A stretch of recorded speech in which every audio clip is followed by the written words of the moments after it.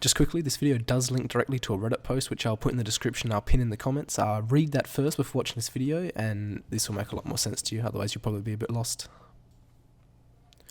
Now, there's a bit of a grey area between pre-nades and what would be considered guessing nades in the post. I couldn't really think of a better name for it. But you see this nade here, his teammates are spotted there's no one mid, no smokes or anything, so he's just chucked the nade up in hope maybe someone's holding close mid.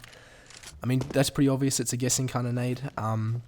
This second one as well, which I'm showing, again, it is a bit of a nade strike from his team. You see the other team has no armor, and they're just chucking it there, but they have no info that they'll be sitting close behind the smoke.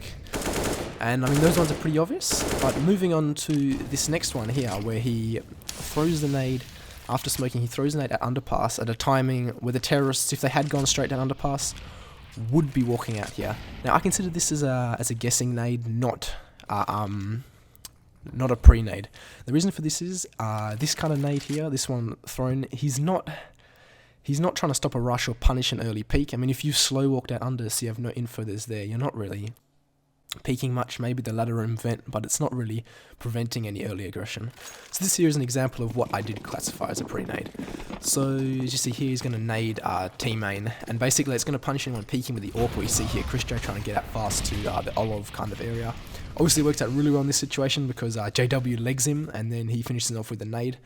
But Flusha threw this nade 4 times during this game and he connected twice on Chris J. Only one of them was a kill, but he inflicted damage on half of the nades thrown. So for the rest of this video, it's going to be mainly the info nades, the ones I classified as information grenades. The first two are going to be like retake kind of style grenades. So you see he's retaking the B site, normally plays A, but just spam through the smoke, that's always good, especially in this position on train. He then nades, this tags straight for 21. I mean, potentially he could be further along, but again, it's a bit of luck involved with these throws. It's still a good nade, does a good amount of damage, makes him a one-shot headshot with the M4.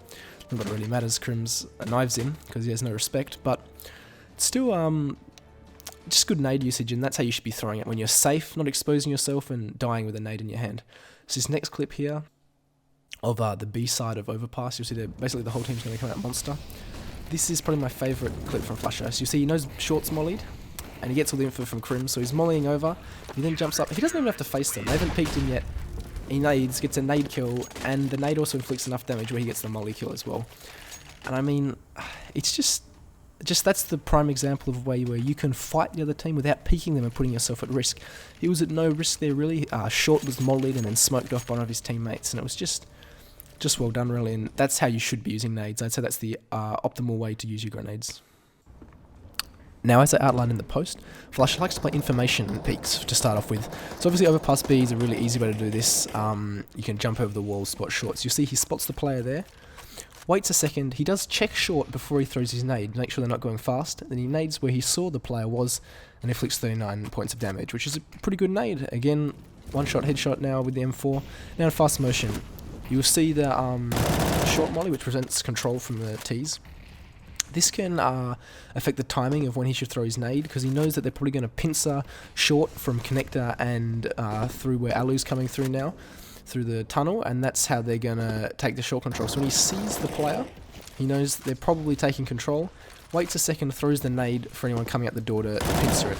And then you'll see, spams a bit more, he still jumps through for a couple of times, but he's always worried about short. He doesn't throw a nade without checking short or exposing without exposing himself. So you'll see here, he does a good flash and then doesn't account for Nick on top of the sandbags. But I thought that was a good way to show how he's jump peeking and getting the info before throwing his nades, and really it was a pretty good nade in the end.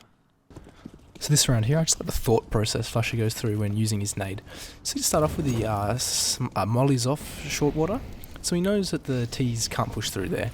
He also knows they're on a low buy probably, so he knows they're probably more likely to come towards B because that's a better chance. Starts spamming a little bit as the molly fades, and then he knows if they're taking short control, they're going to be coming about right now after the molly, and he throws his nade. He waits a little bit after the molly because he knows they're going to be a bit tentative, because they got to check to make sure Fnatic didn't push up and take control of that. And I just really like the thought process he goes through and how he creates his own timings with his other utility usage. This thought process can be used multiple spots, one of the most obvious ones being B Mirage, where you can molly. As the molly's fading, throw a nade if you think they're going to do some kind of B rush. And lastly, this is just the nade that Flusha did the most damage with in the whole of ESL 1 Cologne. Nothing really to analyse here. I mean, JW hears the footsteps underneath and he throws his nade, dunks it on one of the players with no armour, so that's the reason so much damage was done. And that's it, guys. Thanks for watching. Let me know what you thought about this and the Reddit post, and I'll catch you guys later.